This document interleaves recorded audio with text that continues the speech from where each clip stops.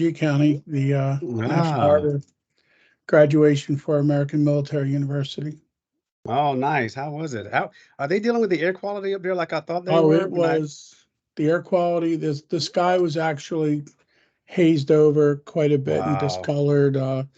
From National Harbor, and I know you've been there, you couldn't see the Yeah. bridge out there.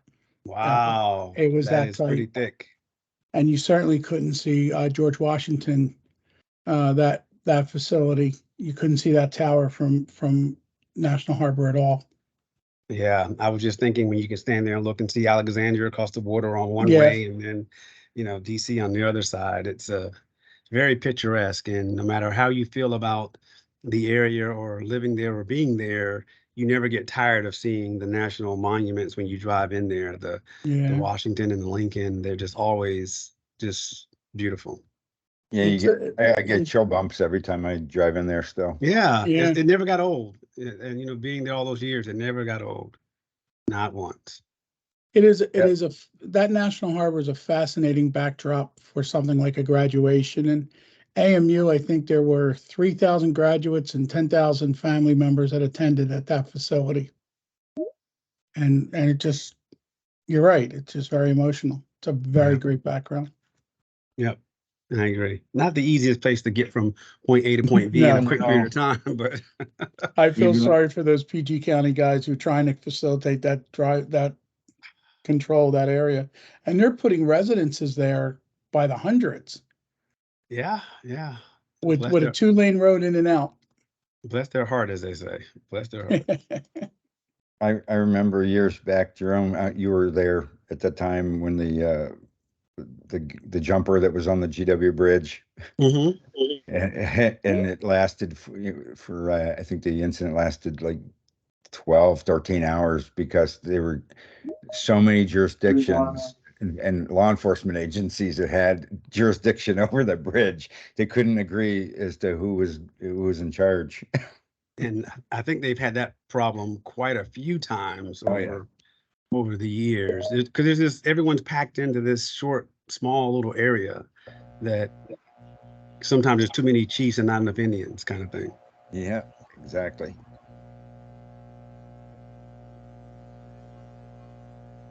Okay, this looks like it worked. So sorry for the delay. That's okay. Thanks for figuring it out. We appreciate it. It was thanks to Madison as well. She came over and helped me troubleshoot. Ah, the newly engaged Madison Hyde. Yes. And Yes. we tried everything except those that were not linked into the Teams group, the outside quote unquote. I'll know for future. Yeah. Sounds good.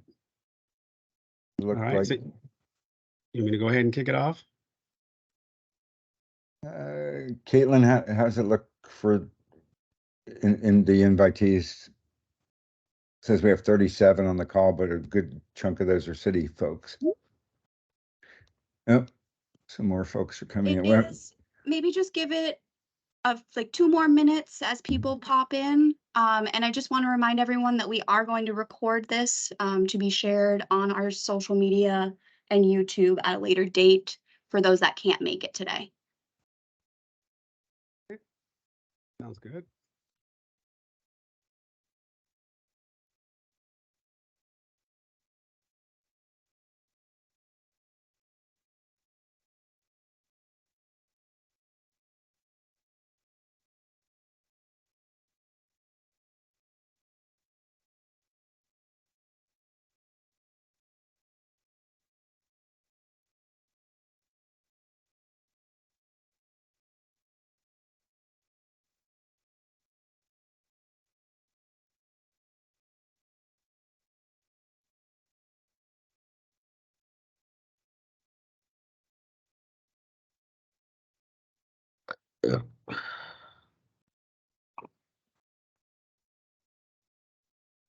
I don't feel so bad though, Jerome.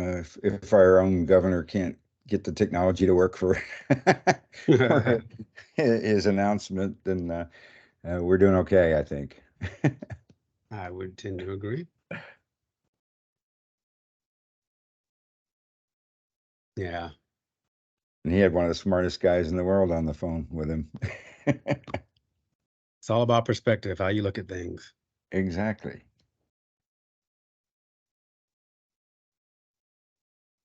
There are worse things in life.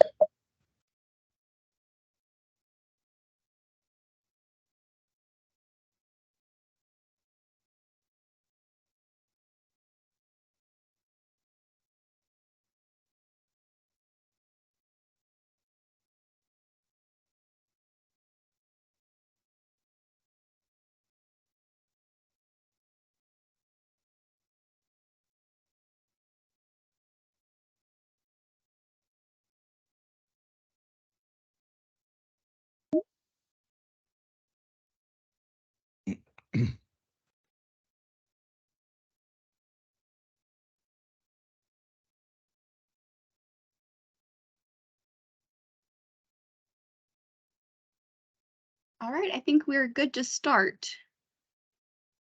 All right.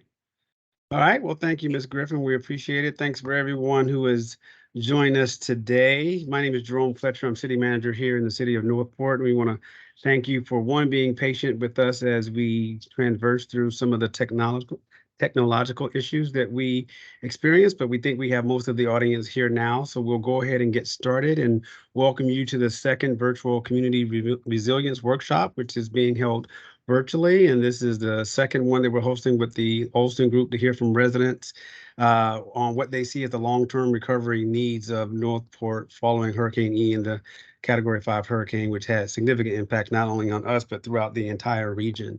The purpose of these sessions is to have city residents who were greatly affected and impacted by Ian identify and express what they feel are our long-term needs and how the city can be more resilient in the future. So ultimately, it's about how do we improve from what we learned on and take those lessons learned so that we can be better. The input provided by citizens will serve as a guide for the city and the long-term disaster-related needs of our community. It will also be presented to the City Commission for discussion and prioritization to help guide the city's efforts for the future and shorten recovery time and minimize losses. But overall, these recovery efforts are going to be cooperatively strengthen the conditions necessary to improve individual and community resilience and well-being citywide. So I don't think we can understate how important this effort is. We want to thank you for your time and your input in advance. We do know that people have various commitments in their day-to-day. So the virtual aspect, I'm grateful, was offered, and it seems like a lot of people took advantage of it. So not only thanks to the city residents who are here, but our team from the city of Northport, as well as the Olson Group. And after that, I'll stop and turn it over now to the Olson Group to kick us off and get started. Thank you, sir. Hello, I'm Adam Montella. I'm the Senior Vice President of Preparedness and Resilience for the Olson Group, and we've had the pleasure of partnering with the city and with the community of Northport to develop this strategic plan. On the phone with us today, or on the call with us today, is Anthony Mangieri, who's serving as our project manager. Anthony, why don't you introduce yourself for a moment? So good day. My name is Anthony Mangieri. I am an assistant vice president for mitigation and resilience. My background has been a rather long career in emergency management and serving as a state hazard mitigation officer here in New Jersey. I'm also on the faculty of a few universities and continue to teach and do outreach. My main focus has been to build a plan for long-term resilience and long-term recovery that gives us the best opportunity for sustainability and resilience going forward. Thank you, Anthony. And I'll just state I am a Sarasota County native, raised in Sarasota, went to schools in Sarasota, keep coming back to the coast from parts all over the country, but Sarasota is my home, and that's where I'll retire. So Jerome, keep me a nice home site ready for when I do my retirement. Also on the call with us is Jacob Jones. Jacob, you want to introduce yourself for a moment?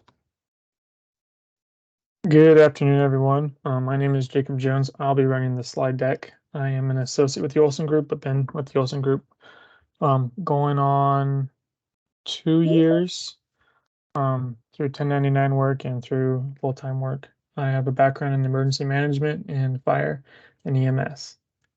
And I'm happy to be with you. And I've been privileged enough to be able to go through and help look through all the data and develop the surveys. And so I'll talk to more on that point later on. Thank you, Jacob. Also with the Olson Group is Lori Rizzo. Lori, you want to say hi? Good afternoon, everyone. I'm Lori Rizzo. I've been with the Olson Group as an associate planner for the last 3 years. Before that, I served at Manatee County government for a few years in different capacities. And before that, I used to work with an affordable housing with Goodwill, Minnesota. And so we did a lot of affordable project houses in the Northport area. So this project is very personal to me, and I'm excited to be a part of it. Thanks, Lori. And finally, Scott Markowitz, rounding out the Olson Group team. Scott, you want to introduce yourself real quick? Hello, everybody. My name is Scott Markowitz. I've been with the Olson Group only for a few months. I've recently started with them after working in an illustrious career as a paramedic for the last 30 years. So my emergency management experience has basically been operational side. I'm very excited to be as part of the Olson Group team working here with Northport, and help you guys out. Thank you so much. Okay, next slide, please, Jacob.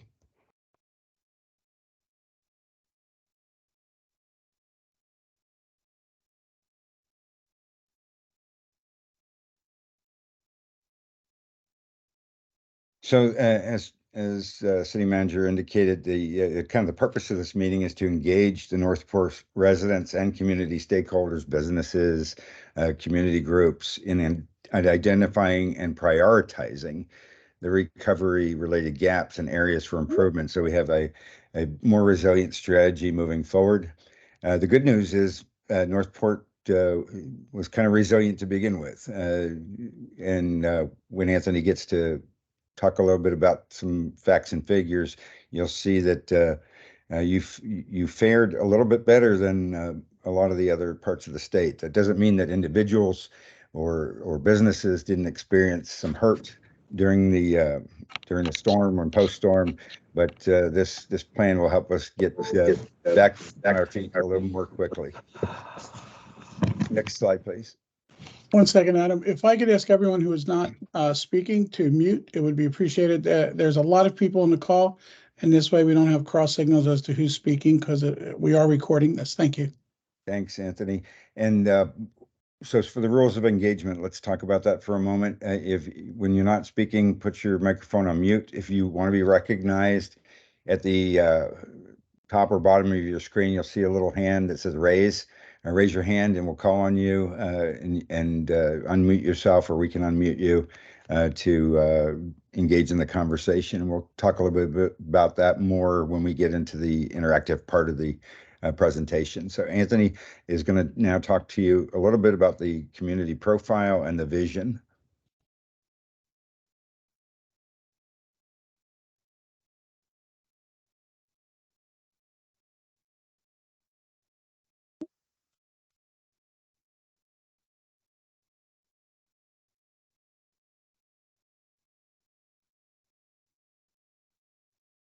There we are.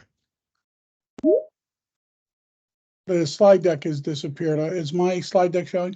It's back again. Yes. Okay, good. So I wanted to talk a little bit about the profile of the community, because I think it plays very much into where we're at in the structure here and the overall understanding of what happened and how well things went or didn't go. So overall, the community is really been growing substantially since, well, for quite a while. There's an average, city's unemployment rate is lower than the average at 4.4%. It is, median household income is higher than the state's average slightly, and the population has grown substantially, 19% increase since the 2010 census. So the community is a growing, vibrant community, and that's really very important to understand as we look at resiliency and long-term recovery, because we need to understand. Can you please mute whoever is on the call not speaking? But overall, the important information is that as we continue to grow, we will have more and more issues and problems and concerns that need to be addressed as far as resiliency. So it's important to understand what we need to do to make sure that the community moving forward has the resources that it needs. Northport residents and stakeholders identified, we coordinated, and we're trying to identify recoveries and gaps and concerns. Overall, the concerns that we're starting to see are what we find to be traditional issues and concerns with understanding the flow of communications, for example. And there's also some not unusual, but characteristic things that are unique to Sarasota County and Florida. You have a county emergency management system and you have a local emergency management function that is very important that there's synergy there.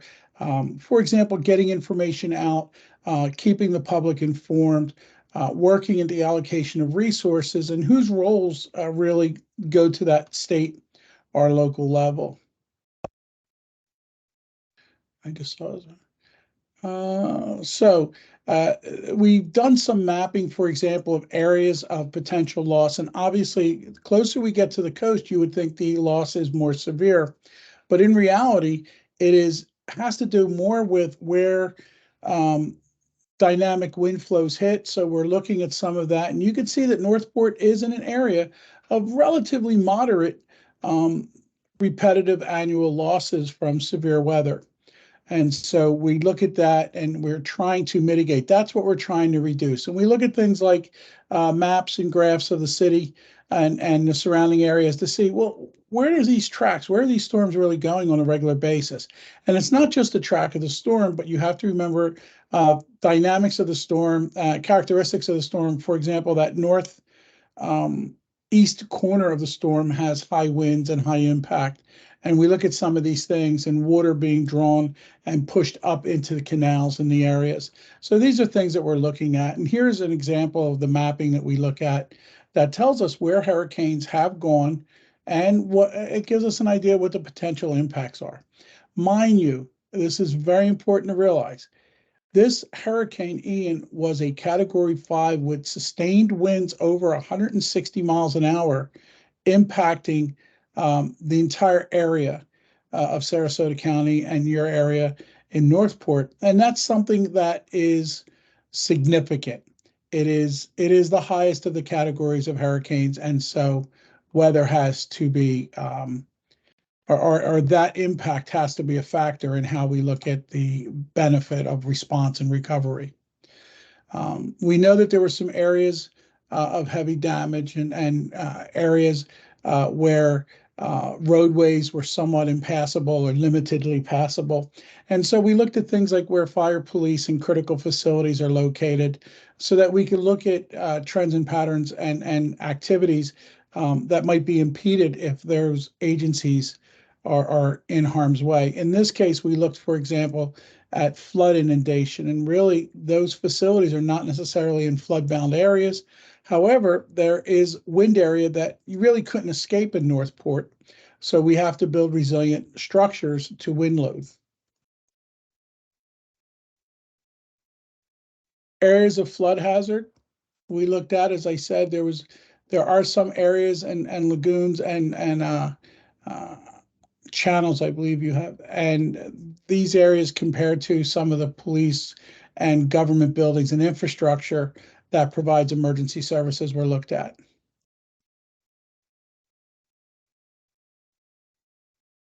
So what we do is we take all this information and we want to build a strategy for long-term resiliency.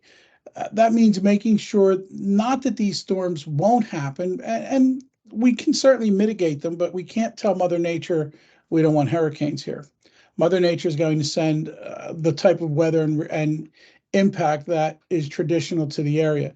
But what we can do is look at trends and patterns of those storms, their intensities, and start to build strategies from the simple to the complex that allows us to weather the storm, so to speak, and quickly recover. And that's what this strategy is about.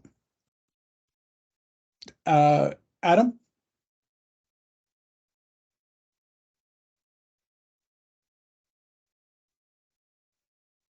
Did I lose you? I was on mute. Sorry about that. Oh, that's Thank okay. you. Thank you, Anthony. Appreciate those introductory background slides.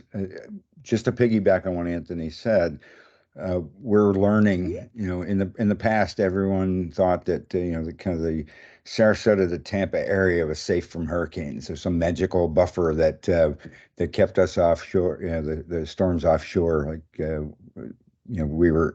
we didn't stick out as far, or the Seminole tribe had some kind of,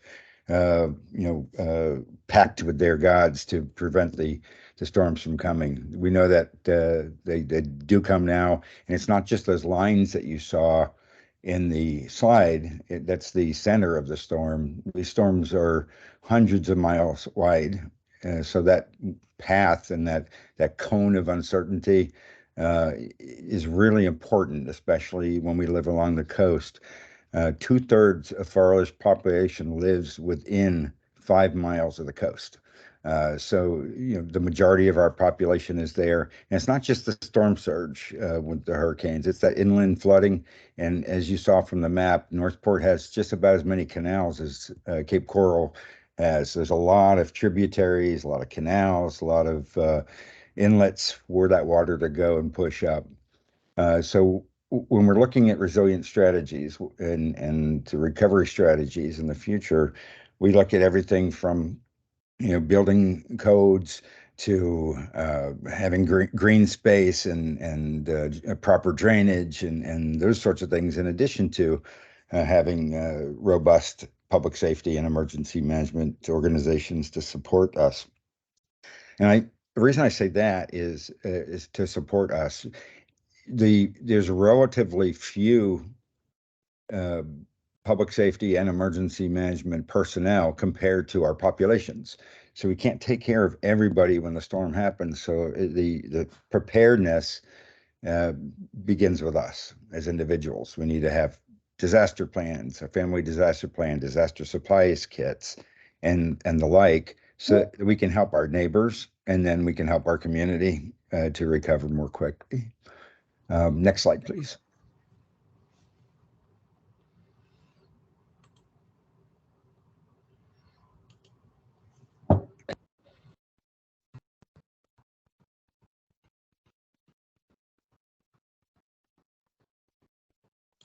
Are my slides coming up or no?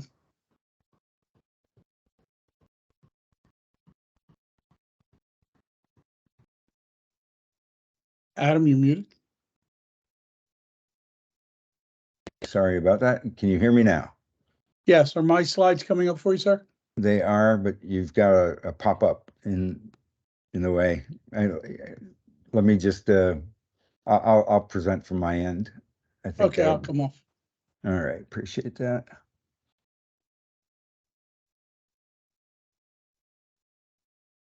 Foiled by technology.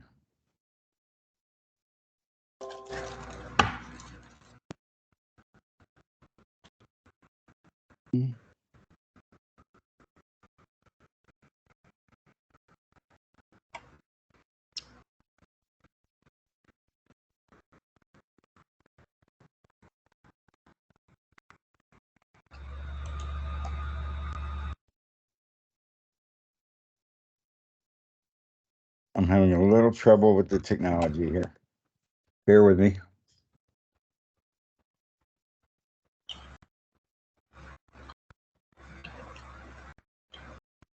If mine are up, Adam, I could keep going. I've got it now. Thank you. Here we are.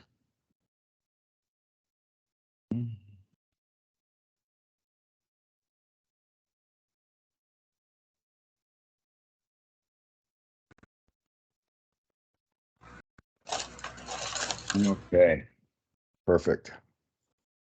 Okay, so the long-term resiliency, recovery and resiliency plan really, as we said earlier, is intended to improve the coordination for the long-term recovery disaster operations and also increase that resiliency to various threats and hazards. And it provides guidance as well as planning considerations to facilitate that plan to speed up decision-making, to assist in establishing the priorities that are important to the community. That's why the city is engaging its citizens, its business community to kind of help define where we're going and help us prioritize what's the most important so that you get the city that you want and the recovery that you want as well. So the plan's objectives is to define those pre and post disaster roles and responsibilities. So we, as I mentioned earlier, it starts with us as individuals to really begin the preparedness and recovery process.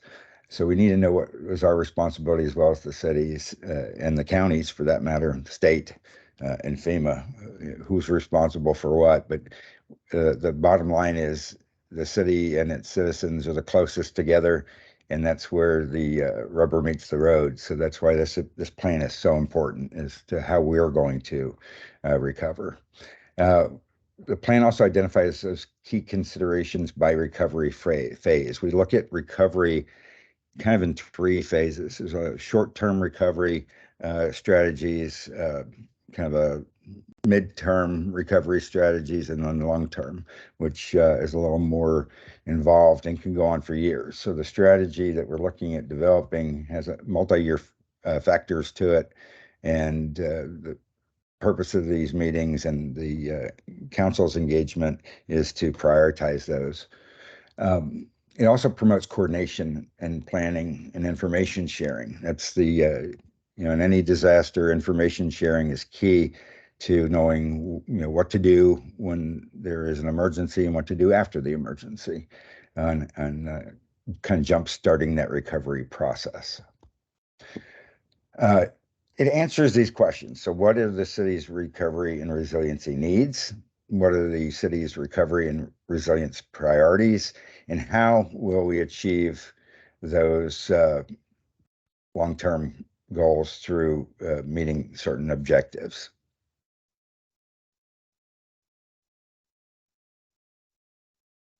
So to kind of tell you where we're going, I think we need to tell you where we are currently. So Jacob is going to kind of go over a few of the statistics and the findings from the surveys and interviews and town halls to date. So Jacob, why don't you take it away? All right, thank you, Adam. Let's see. So up to this point, in our data analysis and collection process, we have distributed 3 to 4 surveys. I believe 3 of them went towards the internal works of the city, whether it be the executive staff, or we had a paper survey, and we also had another online survey for the all staff that work for the city. And then we had an additional survey that went out and to the public. And these are the results from those surveys. So I obviously couldn't show all the short answer results, but we do have the pie charts for those results that we can demonstrate here.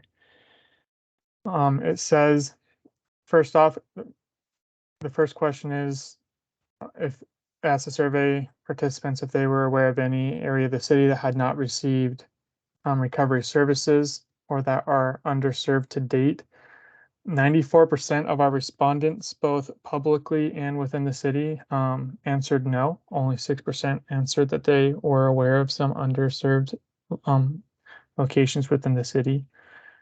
And the following question was if they were provided an adequate time prior to landfall to prepare for their homes and families for the storm. And the majority, 86%, said that they did have sufficient time before the storm and they were notified so that they can prepare their families. You can go ahead to the next slide. We asked the participants if the residence was substantially damaged during the hurricane. 60, a little over half, said no, but 37% did say their house and the residency was substantially damaged. And 79% of the survey participants said that the public was informed of important information from the city in adequate time. And only 21% said that they did not receive information in a timely manner. And then finally, the coordination between the city and non-government volunteer organizations active in disasters and faith-based partnership. We asked our survey participants to rate if their coordination was good, fair, needs improvement, or poor. The majority said that the mass majority said that the coordination between these organizations were good or fair. Only 17% said that these efforts needed to be improved upon or that they were poor. We asked them about the city and the private sector as well. The mass majority said that the coordination between the city and the private sector was good and fair.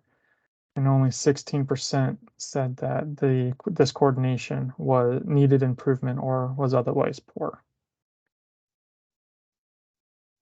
Thank you, Jacob. Again, the reason we show some of this information is not everybody's going to have the same experience. If you you all have joined this call for various reasons. Some of you are curious about where the city is going. Some of you have issues that may not have been resolved as of yet, or want to offer some suggestions for improvement moving forward. And that's entirely the benefit of these kind of calls. We can kind of brainstorm with each other and build upon each other's thoughts and ideas. So going forward for the rest of the session, we're going to make it a little interactive, and Jacob, I think, is going to talk to you about that here in a second. On the screen is a QR code. So if you have a camera, on your phone, if you just hold it up to the QR code, or if you don't want to do that, if you type in the address that you see on the screen, https://tinyurl.com, and it's n/NP public input. That's going to take you to what's called a retrospective board, and we're going to be able to kind of crowdsource some information to build upon your thoughts. So Jacob, you want to explain how this is going to work and bring up Easy Retro? Absolutely. Let me pull it up and start sharing. So once you go to the link, this is what it should look like. So you will have this empty canvas right here. There'll be a plus button right here. And then under this category that says City of Northport Long-Term Resilience Themes. So the information we want to get from this platform is your input regarding what the themes are that you have noticed during the resilience of the city of Northport, any areas that need to be improved upon, any comments or recommendations we have here. So this is how it's going to work. If you click the plus button, it'll add a little text box. You'll be able to type. I don't think there's a limit to how much you can type, but try to keep it pretty straightforward for the purposes of this meeting. And then as you can see, once someone types something, everyone will be able to see it. Someone typed community of unity, and it populates right there. So once you type, I'm going to put test for the purposes of this message test. You're going to click save, and it will pop up, and everyone will be able to see it. Once it's popped up, later on, eventually we'll be able to vote on it. If you think that is a current issue and you agree with what is said in this statement, you can click the plus button, and it will add your thumbs up to it. If you want, you can take that plus button away. And then if you have an additional statement that you want to add on top of this, you can click on the text bubble, and then you'd be able to type an additional comment. And then once you click the checkbox, that comment will show underneath the original. Now, no one can edit something that someone else has said. You can comment underneath someone else's comment, but you cannot edit it. And then once you make an edit, you can always change what you said, or you can delete what you put. And only you can delete your input. So this Um, time, turn the sorry. time over to Anthony. So keep in mind that our effort is not to identify problems with FEMA assistance or different types of programs. It is to look at the community as a whole and look at issues, concerns, and activities as a whole. Somebody posted a question about where the plus button is. The plus button's right at the top. It's in a gray shaded box. If can everyone see that? Raise your hand if you can. Okay, thank you. You got it. And again, in the screen, you also see that little thumbs up button. Save that for a moment until things get populated, because what we're going to ask you to do is help prioritize what the most important things are as we have this conversation. If you have something to add on, though, click that little thought bubble and you can add to a person's comments. If we find things that are similar in nature, somebody talks about infrastructure improvements versus infrastructure, something else related to infrastructure, we can combine these into one thought and not lose the other person's content. So with that, think about long-term resiliency themes or recovery themes. What is important to you in the city, or what do you still have unmet needs for? For example, maybe in the last session we had some people that still had some of their canals or waterways hadn't been cleared yet. And that was important to them. So if you have any of those kind of needs, let's post those here and we can have a conversation then about them. So we'll give you a few minutes to post these up, and then we're going to use these as our headings to kind of talk about different objectives within that. What do we mean about infrastructure improvements? What do we mean about community of unity? Those sorts of things. So we'll give you about 5 minutes or so to put some thoughts down. You're muted, Anthony. As always.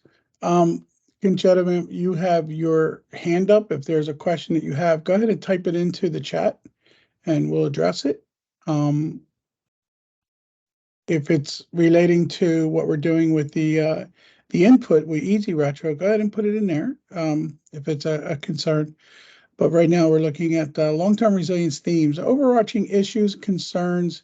For example, just to help get us going, if there were concerns about communication or information sharing, or those detailed kinds of things that help us understand what we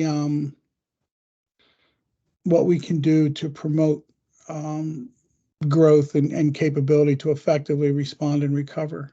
Ms. Conchetta, you have your hand up. You're on mute right now. If you want, did you have something you wanted to ask? You have to hit the unmute button. How do I write something in this retro box? Okay, so if you're on our screen, you can't, you need to click on that link that's in the chat. So if you click on chat and then go to the link that's posted, it'll open up another browser window. Oh, okay. All right. Yeah, so you might not be, if you need to ask a question or post something in the chat, you need to come back to this window. Oh, okay. Thank you. You're quite welcome. It's our way to try to capture some of the conversation. We want to make sure that we have the flow of information that's coming and give you the opportunity. There's some 50-something people on the call to provide your input and your comments. And those that are with the town, you're welcome to add to this. This is not strictly something that has to be just the residents, but if you have a concern, an issue, or want to see something discussed or earmarked for future conversation, it is certainly something to look at. As I started to say, some of the issues that have come up in the past, have been things like communications and that information sharing. Some other issues has looked at things like roadway transportation, sheltering. So that's your opportunity to tell us what it is you think, how you want us to look. Jacob, or is this your screen that's on right now? Can you bring up the commentary, the Easy Retro? Sorry. Yeah, absolutely. And also, this is an opportunity, since we have so many city personnel on the call as well. If there's a major issue, we can take a moment or two to address that with the folks that support those departments. If it's an immediate need.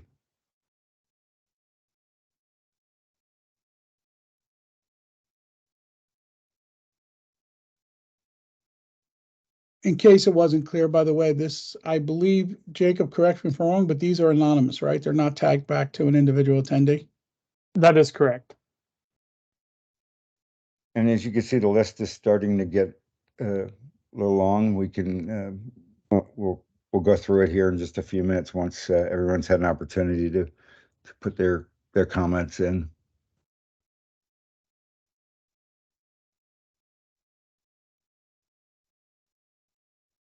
So I want to take the second one there and actually, while people are adding this, let's have some conversation about the trash pickup. So I assume you're talking about, and I don't know who put this in, but large item trash pickup. And following the disaster, I don't know the cycle of pickup, but I would assume there was some large trash and debris supplemental pickups. But some people are saying you still need this far out additional large volume pickups. I'm kind of curious about that. We'll have to take a look and work with Public Works to find out what's going on with that. That's a good comment for us to look into. But the recovery elements, traditionally, large pickups happen closer to the disaster, and most of that is resolved. But I can understand as we're doing major renovations and restoration, we may want to look at that additional and ask FEMA for assistance. But there are limits and caveats to that category of damage and debris management. But it's a good point. Does anyone want to comment on that or add to that discussion?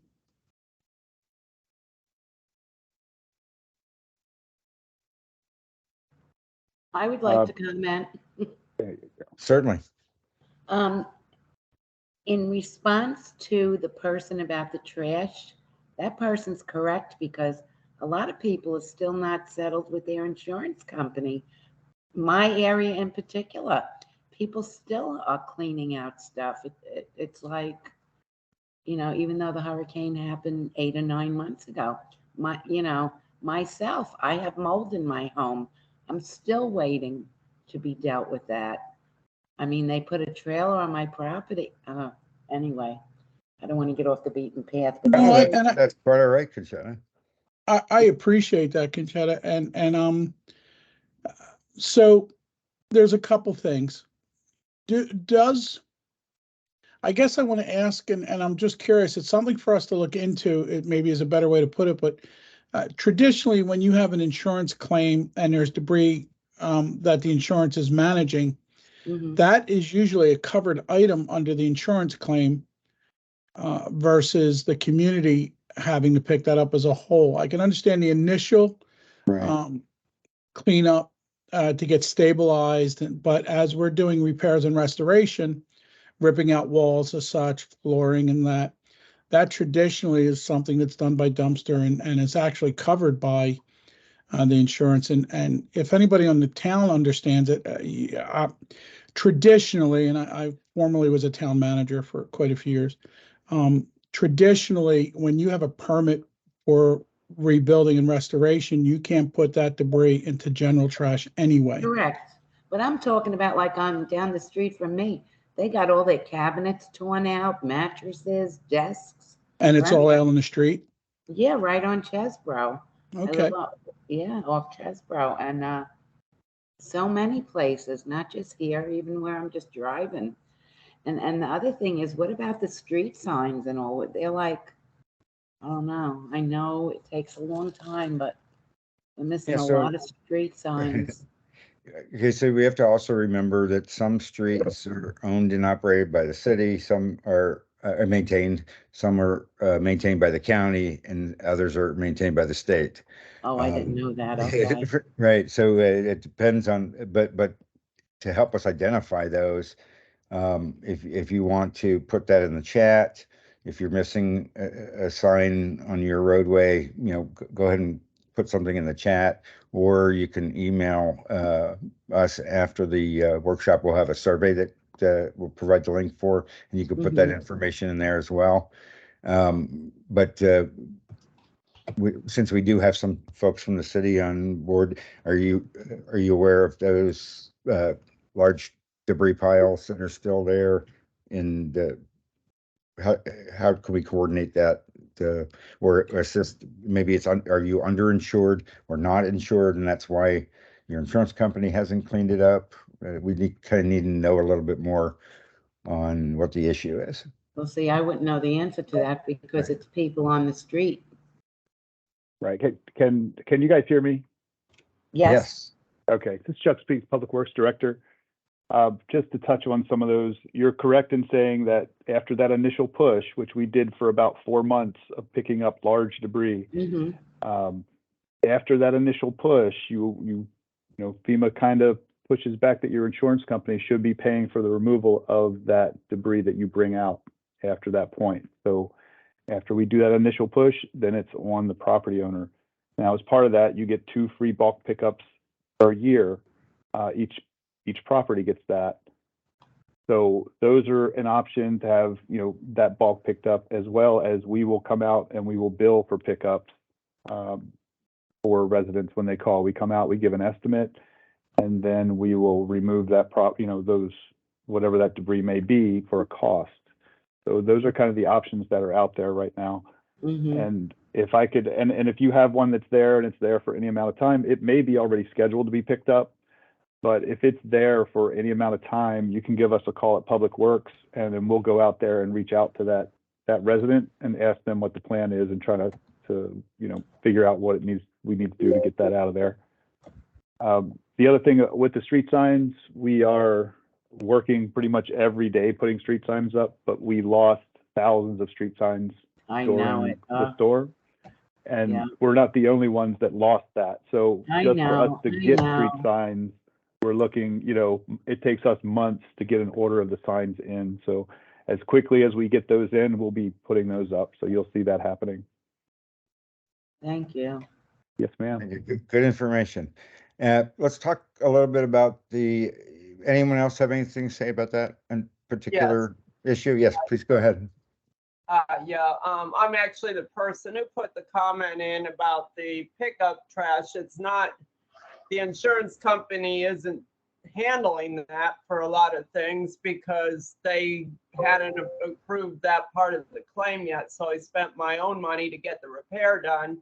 But now I had to keep the damaged parts for the insurance company to be able to look at if they wanted, so they wouldn't come back and say, well, we can't show you have a claim because you don't have the damaged parts. So, tough cookies. And I've already used one of my bulk pickups with a bunch of stuff. I moved everything I had out during the free period. And I still have repairs ongoing.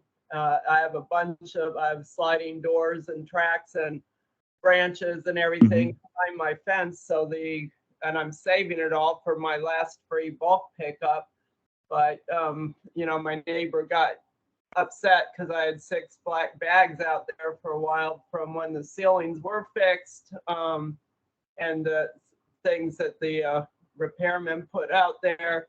And so I had to put them one at a time in my regular pickup so I wouldn't have to use my last bulk pickup for just 6 bags when I knew I was going to have a whole pile of stuff in the near future. That's the situation. I utilized the free periods as much as I could with yard waste and that sort of thing. But I had to have my roof repaired, my ceilings replaced, my sliders replaced, and it's Mhm. the service people, they're backed up too, way beyond getting people able to make the repairs. Now it's gotten better, but in the beginning, everyone needed everything, and it was a long Ms. way. Bender, Ms. Bender, if I could ask you a question, I just want to get clarity. So did the insurance tell you to hold on to damaged materials, or did you ask the insurance how to document it so you could clear it? Traditionally, insurance doesn't ask you to hold on to it. They ask you to document it and then get rid of it so that you're not causing more harm to the house, for example, mold or other inundation issues. I didn't have mold. I held on to it because I'd had a prior situation where an inspector had not in Northport, but an inspector had shorted out my electrical panel when I was selling a condo, and they took the old one with them. And so in order, when I was trying to get reimbursed for that damage, I was denied because they couldn't look at the box. So from my own experience, I was in a situation here where my initial claim was paid, but they hadn't paid everything. And so I had a supplemental claim that actually was just settled last week. But I wanted to get the repairs done, but I didn't want to run into that situation where they came back and said, Gotcha. oh, well, we can't see what you had because it's gone. I understand your concern, and somebody put in the chat, which is a great idea, is photographic and video evidence. So if you take I had all of that. I had all of that. and then if you're having trouble with your insurance company, the Florida State Attorney General's office, I think, is who handles the insurance kind of claim issues, and also in if somebody needs to go on mute because I think there's a lot of background noise here. There we go. Many counties have a free legal aid service, and they also many of them work with FEMA or with your insurance companies if you're having issues as well. But thank you for bringing that to the surface. That's to you. That I'm sure it's a nightmare dealing with all of that, and others are having the same kind of issue. So again, as Anthony said, most of the time insurance just wants you to document it. If you maintain piles of debris, you can actually exacerbate the situation either through illness or mold or things of that nature. So we can talk to you offline if and maybe point you in the right direction on some things to do. I do appreciate the conversation. Yes. That's a really interesting thing that we don't think about long-term recovery, is having to deal with the insurance and the cycling of time that things can take, especially when there's such large amounts of damage and claims in one area. And check the chat too, because folks are posting some interesting links to help you as well. I'd like to move on to talk about the nonprofits and the NGOs or non-government organizations. Another comment down there was another thing like Team Rubicon was not there, et cetera. So the comment was there's no one location for nonprofits to work together with the city ahead of time or after the hurricane. That is actually, family assistance centers are set up, or disaster assistance centers throughout the county. I'm not sure of where, I believe there was one in or near Northport, which consolidates all those NGOs to provide assistance. But in our last meeting, I don't know if the gentleman's on the call with us today from the United Way of South County. They are working on some long-term resiliency support as well. And the United Way has all those nonprofits and NGOs in the area that might be able to provide some additional assistance. Is anyone from the United Way or from VOAD on the call with us today? We'll make sure that the people invited to this call get a link to that United Way effort, and they'll be able to help us. It's not United Way in Northport, it's United Way No, But of that's South. the problem, though. That's the point, is it's in Venice. And so there's nothing in Northport. That's the point. So Okay, so- if you couldn't get out of Northport to get to the United Way, to get the donations, to get the services that you needed, because the gas lines were 3 hours long, there was nothing in Northport. Okay, there was a DRC, or Disaster Recovery Center, at the Shannon Straub Library in Northport during the storm. Which, by the way, for people on the side of town, which was the Boys and Girls Club and the next neighborhood over and the Holiday Park, their cars were flooded. That would have been like them going 50 miles. Had they had something over at the Northport Library, they could have walked to it. So while Northport's 103 square miles, and so Right. it's a little bit challenging for the people who did truly get flooded and did not have any additional resources to get to the place, to Shannon Staub.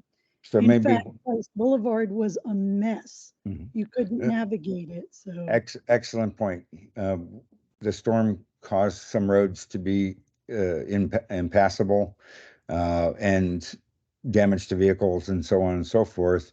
So that's something we want to make sure we get into this long-term recovery plan, is to strengthen relationships with community and nonprofit organizations to perhaps maybe look at additional locations for assistance centers in the future. Does that sound like a reasonable thing to put forward in the plan? very much so. I went down to Okay. the insurance village and I begged them to go to the Northport Library, and they said, "Where is that?" So there's like a whole lot that can be done. Yeah, well, we also have to remember a lot of these again, they're nonprofit. They don't work for the city or the county or anyone. They're independent nonprofits, and a lot of them come in from outside of the area, so they're not familiar with the landscape or the neighborhoods, and that's a good point for us then to identify those in our long-term recovery plan, is that we need to have a city strategy for dealing with bringing in outside assistance. Well, as somebody who asked Team Rubicon to come to Northport to help at Country Club Ridge twice, they said no resident or no nonprofit can do that. It had to be through emergency management, and they were told that the county's emergency management said there was no need for it. So that is something that absolutely needs to be done ahead of time, establishing that relationship. Otherwise, they're not coming.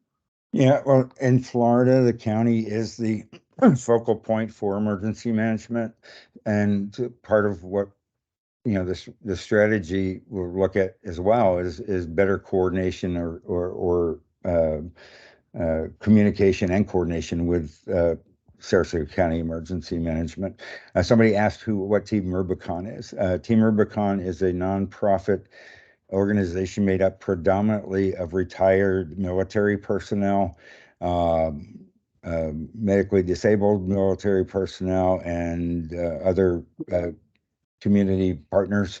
They come in and support disaster operations, much like I'm sure you've seen on the television, the Cajun Navy, for example, which is another nonprofit of people with the boats and other aquatic vehicles to come in and help with rescues and things of the like. There's so many organizations, but we also have to remember this storm was widespread, and the damage went from Naples all the way to Orlando and Jacksonville.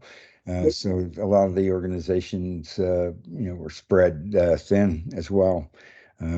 Maybe one of the strategies we look at, and again, to this point, is maybe building local chapters of these organizations. A lot of these organizations like the Red Cross or Salvation Army are made up of community members. It's not this magic bag of people that come in to help. Although there are folks from around the country that do support, but it starts at the local level. So again, we can strengthen or create maybe a local, what they call a VOAD, which is a volunteer organizations active in disasters. And that might strengthen things a bit. So is that it sounds like that's something that needs to get put into the plan as well, is strengthening our volunteer and community organizations. Well, I think, Adam, Coordination.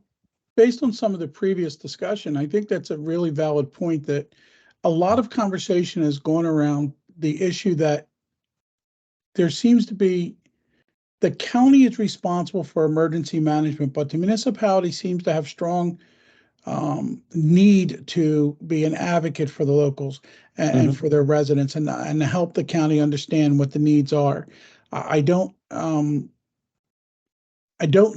It is very true that Team Rubicon, Red Cross, Salvation Army, a lot of the volunteer organizations acting in disaster, they're relying on emergency management to help facilitate where they should be, so that they're not duplicating efforts or creating problems. So that's something that we have to look at in the future, is how better to collect the information about what our needs are in Northport, and to be able to roll that up into the county so that we can get the resources that are needed locally. Sure. The other thing that you can do as a local community, we discussed this on the last town hall, was to join or create a CERT, a community emergency response team. Yeah. And that would, I saw a couple of people said, I'd volunteer for something like this. That's a great, if you don't want to volunteer for a particular organization like Salvation Army or Red Cross or Team Rubicon, you can join one of these CERT teams, and the CERT teams train you on, light first aid, helping with evacuations, communicating information like this, like talking to your neighbors about on Saturday and Sunday at this library, there will be these resources available. So it's again, going back to that neighbor helping neighbor philosophy, especially when we have this widespread emergencies. It's, we talk about 72 hours during the emergency before responders might be able to get to you. That's why we talk about 72 hours worth of food supplies and 72 hours, those sorts of things. But in a big disaster, it may be, even longer. So we've got to look at ways of becoming resilient ourselves through community disaster education and other things. But this is great information, folks. I see people posting about going back to public works, trees that are still down and things of that nature. Somebody wanted to say something? Yeah, hey, can I jump in here for just a Yes, second? Mike please. Ryan, Emergency Manager of City of Northport. Just to address some of the things were brought up with very, very good points. And that's one of the things that we recognize with Ian, especially when it comes to volunteers and donation management. Yes, the coordination point is through the county, but what we've done, we understand that there was a lack of communications, and what we're doing now to improve that is kind of basing ourselves to have a regular intervals in terms of communications between the EOCs themselves, between the city EOC and the county EOC. We kind of formalize that process a little bit more to make sure those conversations and issues are being raised on a regular basis. Also, we're also being a little bit more proactive in terms of having a representative with some authority up at the county EOC moving forward. So that we can address some of these issues, identify some of those issues, and look forward to anticipating some issues as they come down the road, and seeing the best way that we can address them and understand, there's always going to be a limited supply of resources that's available, but doing the best job we can to get them where they're needed the most, get them there as quickest as we possibly can. But did recognize some of the issues we had with that last time, and we've taken some positive steps to address that. Thanks. Thank you so much, Mike. Thanks, Mike. The some of the issues people are posting around communications and communicating information. You're talking about text messages. If you've opted into that messaging system, that's only one method. The city, and Caitlin and folks in public affairs can talk about this in more detail, but there are multiple channels for getting information out to the community. The city's website, Facebook, the county's text messaging system. Would you like to address that, Caitlin, or anyone in public affairs? I can address that. This is Jason Bartolone, the communications manager for the city. We do use a variety of communications methods. Obviously, with the challenges that everybody experienced, we experienced them as well as a city and here at City Hall with the lack of power, with the lack of communication. So it was very challenging for us to get messaging out. We did used a variety of methods, as I said. So not only the traditional online methods, but we had signage that we printed and placed at some of the community centers and the disaster recovery center. We had variable message board signs that we utilized for messaging. We relied on our partners from the media, obviously. So the reporters who receive our news releases, but also those who came in person to our press conferences and at City Hall. We communicated information with them regularly that they could get out on their channels for TV, for those who had power, who could reach it. We obviously utilized the radio, and that's something that we took away from this activation, the need for strengthening our partnerships. So we've done that with our local radio stations here to have the ability to do emergency broadcasts and to strengthen our partnership with them so we can get information, since we recognize that that's one of the few communications methods that are available after a disaster. So those who have wireless radio and can get information that way, we are partnering with them to get our messages out. So, we utilize all those methods. We know we can't reach everybody, so we try to use that proactive approach to get our communications out there to a wide variety of audiences. Thank you very much, Jason, for sharing that.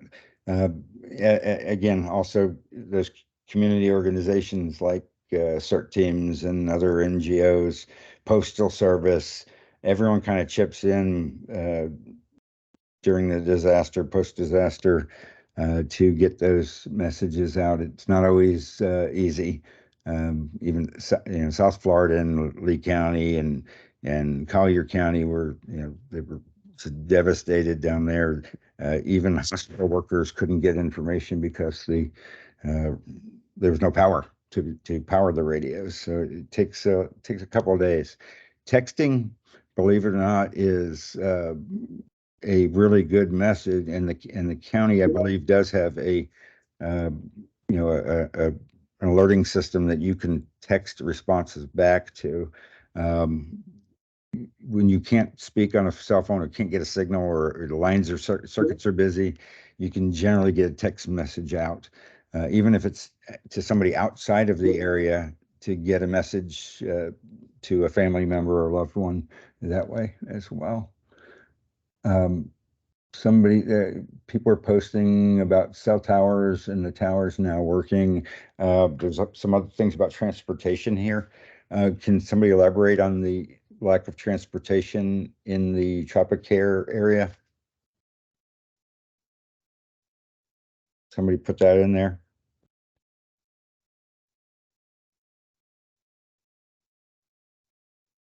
All right.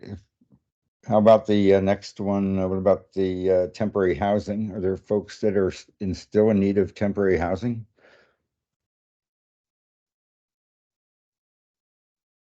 Somebody posted that.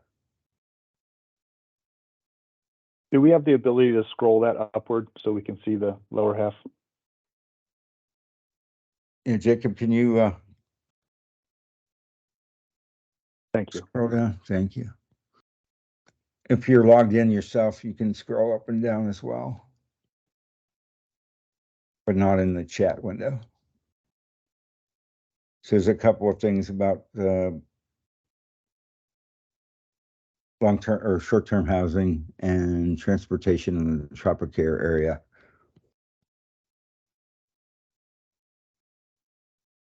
anyone on the call that has some information about that or what the issue is?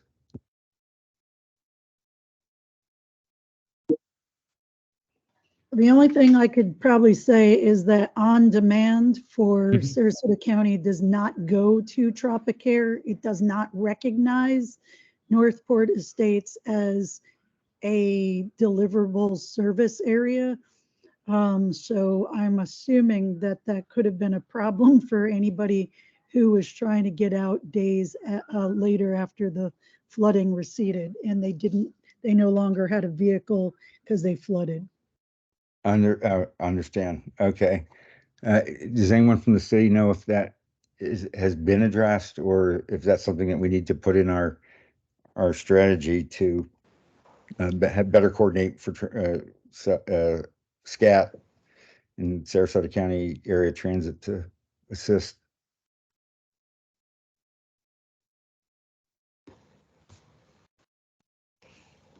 Okay, we'll make sure that gets in there. It sounds like it's a big issue. What about the housing or the temporary housing? Somebody posted something about that. So I'll address housing for a second. Communities all over the country, the last few decades have gotten away from community housing projects and things of that like, and through HUD and other organizations at the federal level have put into place some programs for people to get emergency housing or long-term housing in in the general neighborhoods. Percentage of property has to be low income, that sort of thing. But when we're talking about temporary housing for individuals or even short-term housing while your properties are being rebuilt, I know that the city has some waivers for allowing a trailer or a mobile home to be placed on the property.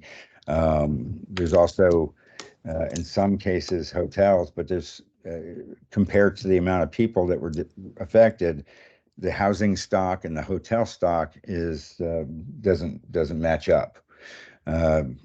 Is there still existing needs for temporary housing, or is that something that just needs to be shored up in the future?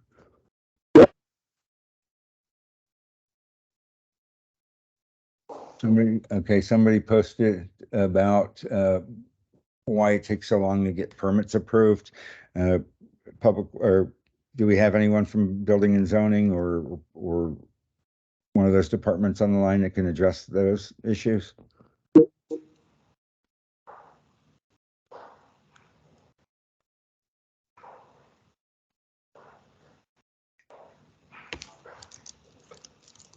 Is there anyone from this city that can address that?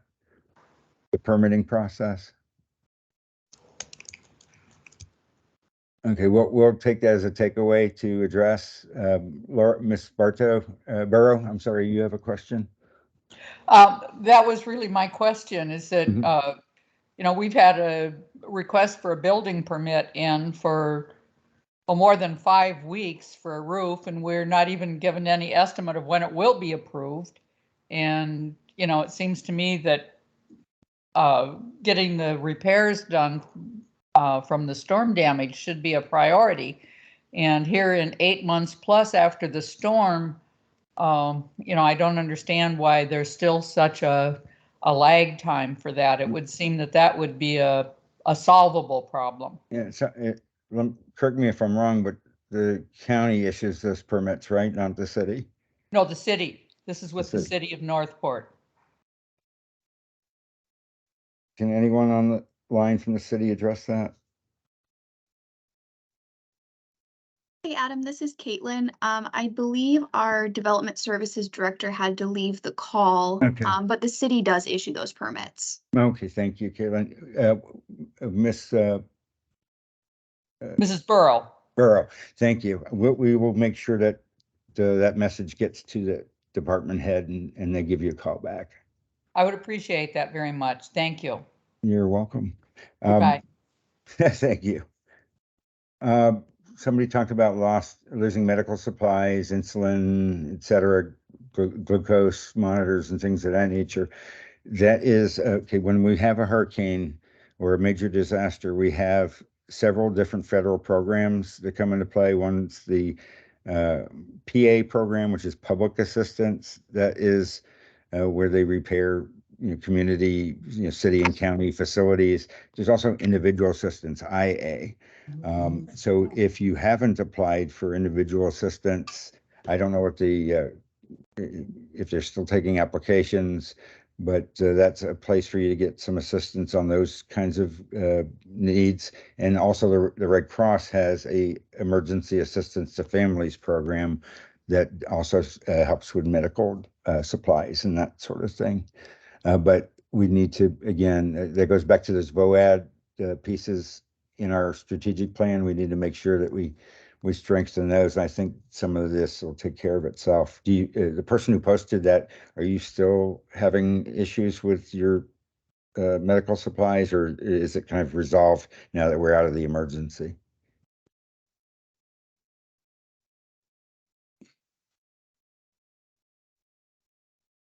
Okay, maybe that person's not here any longer on the call.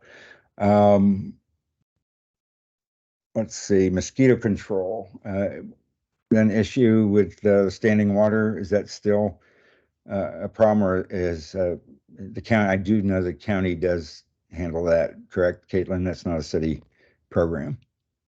That's correct. Yeah, so if you're having those kinds of issues, you need to let the county mosquito control know. I know that because of all the standing water, just like all the other agencies, they're backed up a bit, but they should be on normal footing at this point. If not, if you can post something about what neighborhood it is in this chat, we'll make sure that message gets conveyed. Adam, it's Anthony. The last day for individual and families to apply for assistance from FEMA has passed, but that does not stop individuals from applying to the Red Cross and Salvation Army that have resources to assist with things like medical needs, durable medical Right. goods, or those types of concerns. Any other big issues that we haven't discussed with you all yet? We're clearly identify what the issue is.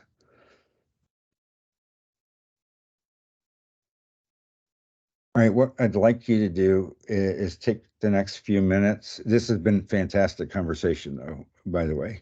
And we are going to, if it's not the city, the city's listening on the call as well, and we'll address anything that's relating to city's response. But we'll make sure that the county is aware of some of these things as well.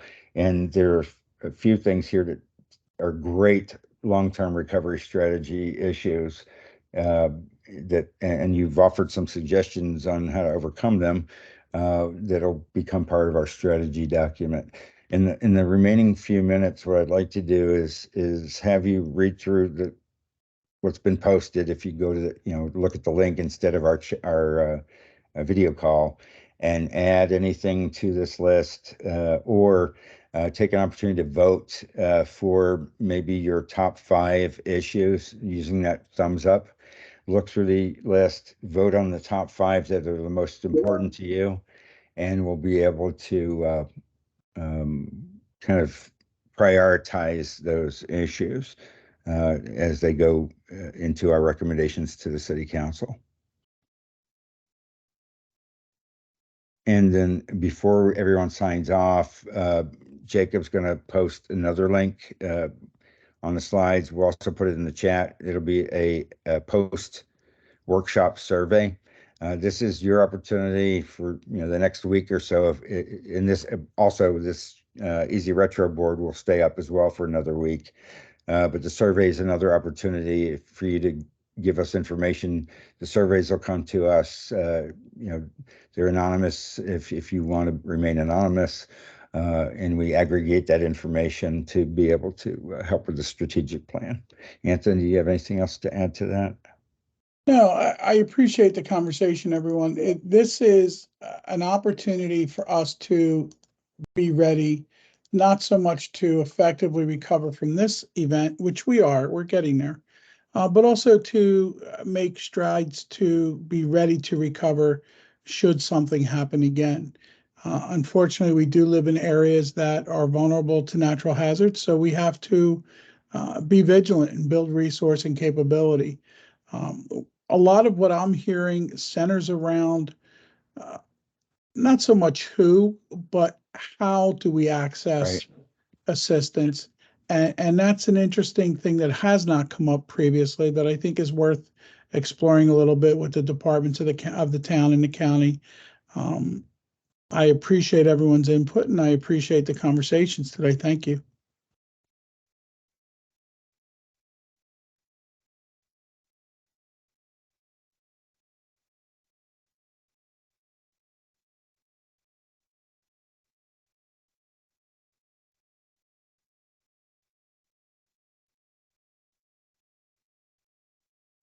And we'll stay on a few minutes after the call ends if people want to ask specific questions or might need some assistance still. We might probably will be able to point you in the right direction if you're having an unmet need at this point.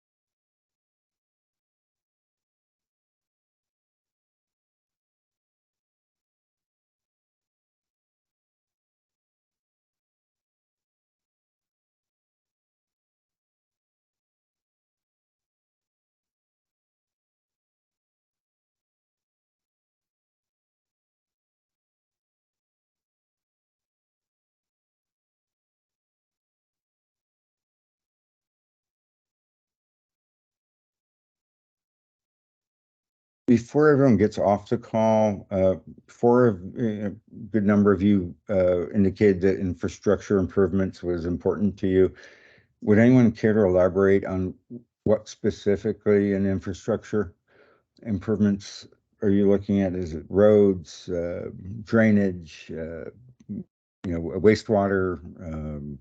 What is the most important thing in the infrastructure area?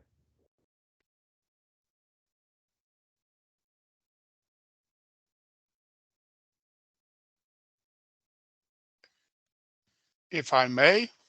Yes, you may. All right. Please. Back 30 years ago, we had a tropical depression sit here, dump 20 inches of rain, and we had some straight flooding. There were housing developments that hadn't been built, were dropped. Yet in the interim time, we've had repeated floods in the same area, yet we've built houses there now, roads that have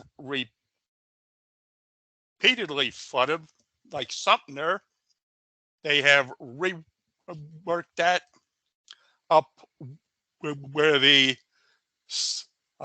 entry to the city is numerous times, and it flooded after each improvement. And then in the past few years, we've gone and added sidewalks where they never were, and neglected to place culverts under the sidewalk. So in effect, we placed a raised concrete dam in the swale that previously was natural drainage. And then to try and solve that, we came in with skip loaders and tried to pitch it opposite the natural drainage.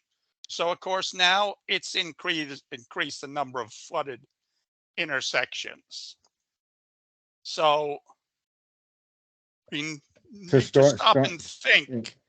So retention ponds, stormwater drainage, things of that nature is what you're speaking about. Well, Yeah. what I'm really speaking about is these quote unquote improvement projects. I don't know if it's because they're poorly planned or they're planned only in the office without site views, or we're trying to go cheap. If you have a swale and suddenly you pour a sidewalk across it, it just generates a dam. So rather than the rain running off, it has to pile up and flood out and then overflow that. Mhm. So it backs up and floods the intersections and the streets on the sides, whereas 20 and 30 years ago, when we had the 20 inches of rain, Mhm. those streets were dry because no concrete dam across the drainage. I understand. So typically what happens, and I'll let, if Public Works is still on the call, but I'll let them address this in a little more detail, but when you have a public works project, or even when FEMA is funding a public assistance project, there's an engineering study, there's environmental study, there's or survey, all that goes into consideration, and I bet that's the case with just day-to-day public works projects as well, that there's a lot of improvement in community development and plan development. Public Works, are you still online? Can you address that?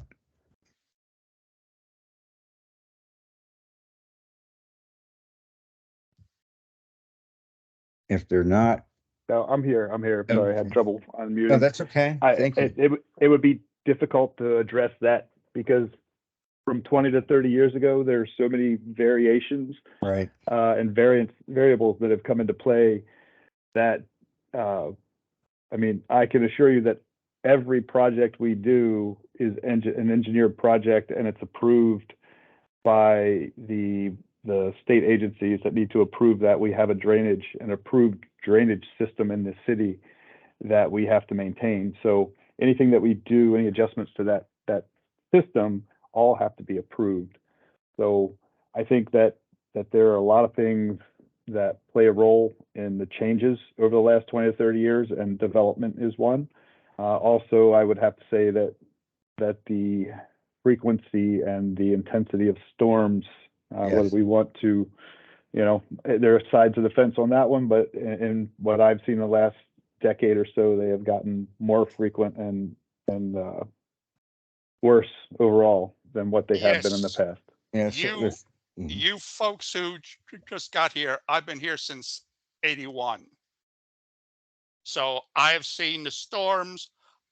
I've seen 21 inches of rain fall.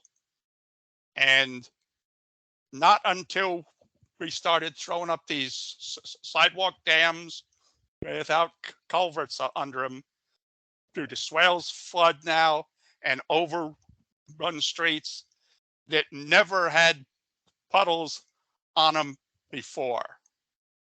And we have the same thing here.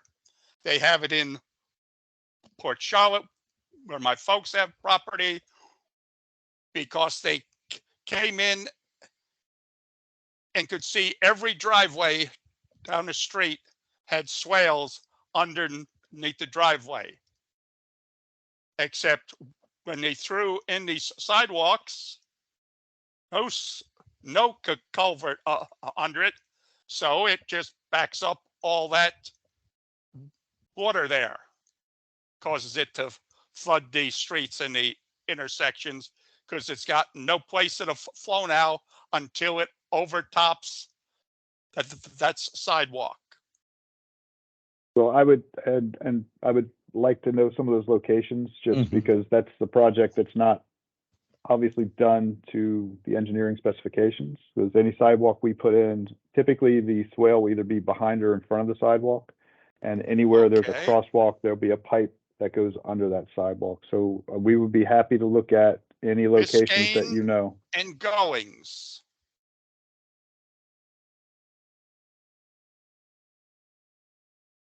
Is Thank you. when it Thank you, jumps Mr. right out. I appreciate that, Mr. Mack. Yeah, we'll take a look at that one. Sure.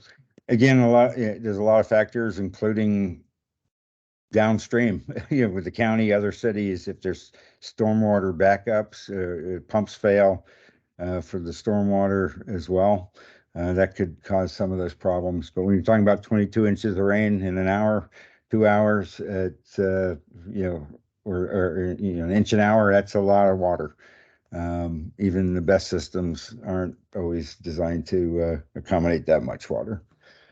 Anyone else have any concerns before we part today? Again, thank you so much for your candidness. We're not, everything you've provided will go into consideration in this plan. Any issues you brought up, as I said, we will try to get those to the right individuals, whether it's the city or county, if they weren't on the call today. Use the survey that we posted a link to also respond back to us. And if you want, you can send an individual email. If you go into the invite, it's anyone with the @olsengroupLTD.com. If you want to, convey something to us in private, that's perfectly okay as well. Thank you again for your time, and hope you have a safe hurricane season this year.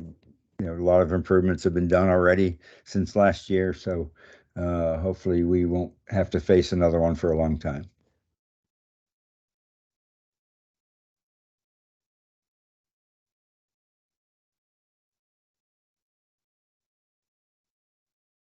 And this concludes the official